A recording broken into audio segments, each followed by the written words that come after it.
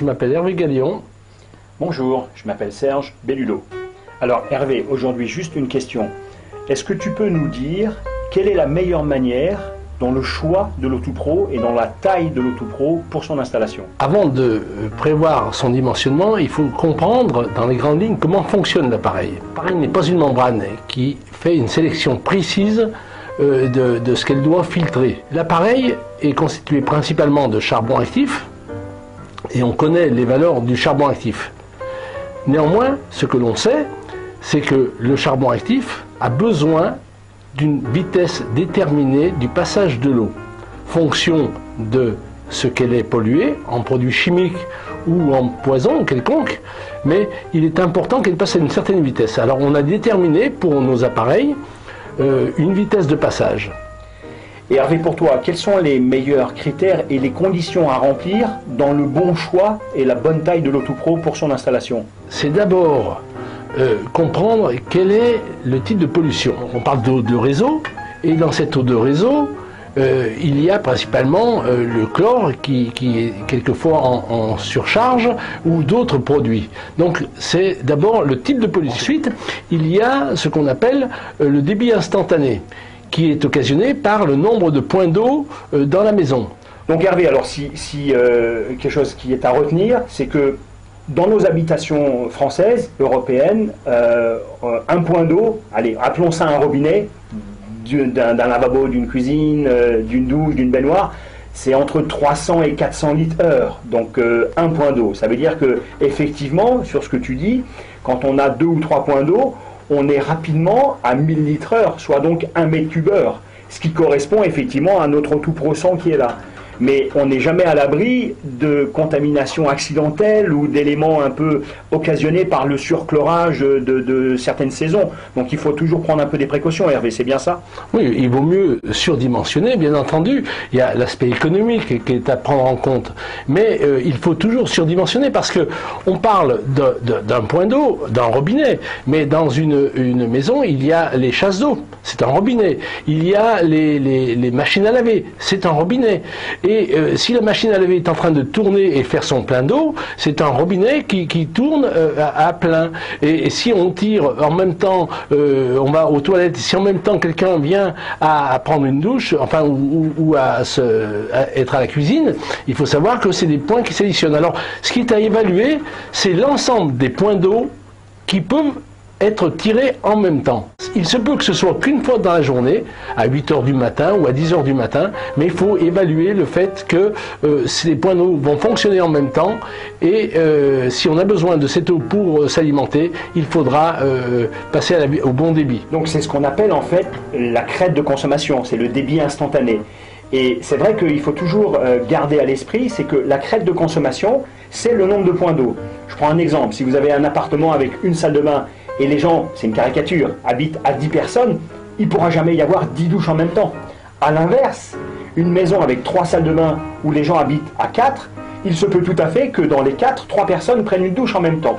Donc vous avez bien compris que ce n'est pas la quantité de personnes qui est importante, c'est la possibilité d'ouverture de robinet en même temps qui détermine la crête de consommation. Hervé, une petite question intéressante que peut-être les gens pourront faire. Comment on arrive simplement à déterminer le débit instantané d'un robinet? C'est très simple, il suffit de prendre une bouteille d'1 litre, ouvrir un robinet et de regarder sa montre pour calculer en combien de secondes la bouteille se remplit. Donc pour 300 litres heure, c'est 11 secondes. Donc après c'est une règle de 3 pour ramener à la minute. Hervé, après, quels peuvent être les risques, effectivement, de mettre un Auto-Pro qui est légèrement trop petit ou légèrement sous-dimensionné? Qu'est-ce qu'on peut avoir comme effet induit par rapport à cette décision? Alors, ce qu'il faut savoir, c'est que l'appareil étant dimensionné pour un débit d'eau, si on augmente le débit d'eau, il va de soi que le travail se fera moins bien. Ça ne veut pas dire qu'il ne va pas fonctionner, mais elle se fera moins bien. On sait qu'aujourd'hui, de par le plan Vigipirate et pour d'autres critères, pour éviter les pollutions accidentelles, hein, on pourrait très bien imaginer par le terrorisme que quelqu'un vienne mettre une pollution bactérienne dans l'eau du réseau. Ça veut donc dire que les autorités ont l'obligation de quelquefois surchlorer pour éviter ces problèmes-là. L'appareil Cartis est là pour faire son travail, mais il est évident que s'il est sous-dimensionné, il le fera un petit peu moins bien. Au lieu d'enlever 100% du chlore, quand il est bien dimensionné, il va peut-être enlever 80, peut-être 50, peut-être 30%. Mais il faut savoir aussi que dans ces cas-là, il prendra un certain temps pour se régénérer lui-même et refonctionner normalement. Donc si je te comprends bien, la meilleure idée, en fait, c'est de... Bien sûr, l'élément économique est toujours élément important, d'où l'intérêt d'avoir des financements, puisque au lieu de payer 45 €, on va payer 55 €. Cette différence, elle est importante, on le conçoit, mais c'est toujours mieux de se mettre à l'abri de contamination accidentelle. Tu te rappelles l'histoire des camions semi-remorques qui se sont renversés, qui ont contaminé une petite ville de 7000 habitants. Effectivement, là, on va sursolliciter le charbon. Donc, pour se mettre à l'abri, c'est toujours mieux de surdimensionner, Hervé. Ah oui, tout à fait. Oui. D'accord. Bien sûr. Bien sûr, bien sûr. Hervé, dans le cas où on imagine une surchloration, et en fait, malgré le Cartis qui est installé au point d'entrée, on s'aperçoit que dans l'eau, il reste une trace de chlore en termes de goût et d'odeur. Qu'est-ce que tu préconises? Alors d'abord, si on a ce problème de surpollution, ça veut dire que l'appareil n'a pas fait son travail. S'il n'a pas fait son travail, il s'est surchargé de chlore.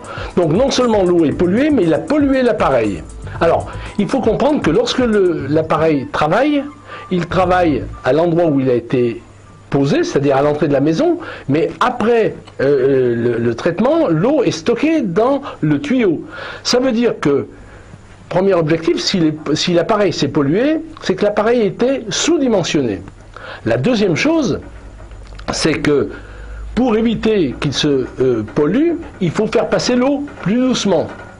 Mais ce qu'il faut quand même savoir, c'est que si l'appareil s'est pollué, c'est que l'eau qui se trouve entre l'appareil et le robinet d'utilisation est aussi polluée. Donc, pour le refaire fonctionner normalement, il faudra faire couler doucement pour évacuer toute l'eau qu'il y a entre l'appareil et le point de consommation, faire passer l'eau doucement pour que, à nouveau, on rince l'appareil et qu'il refonctionne normalement avant de refaire des analyses.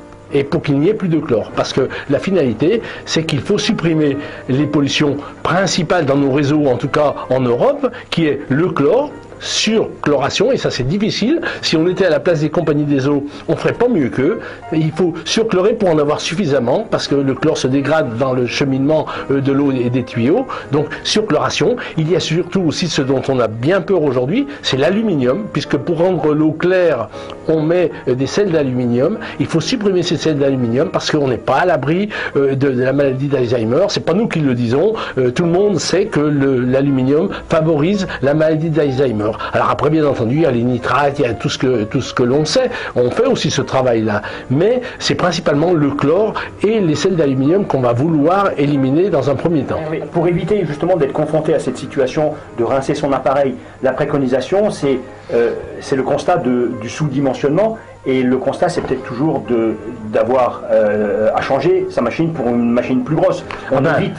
Ça c'est évident. Et moi je pense qu'il faut, il vaut mieux faire l'erreur de surdimensionner que de faire l'erreur de sous-dimensionner. Ça c'est certain. Quitte à prendre, après de voir l'aspect économique par un aménagement des financements, ça je rentre pas là-dedans. Mais il vaut mieux surdimensionner les appareils. Ok, ben écoutez Hervé, merci beaucoup de ces explications. Hein. Hervé, le créateur de Cartis, c'est toujours un plaisir. Et puis on aura l'occasion de discuter d'autres sujets avec lui. À très bientôt. Merci Hervé. Ok, au revoir.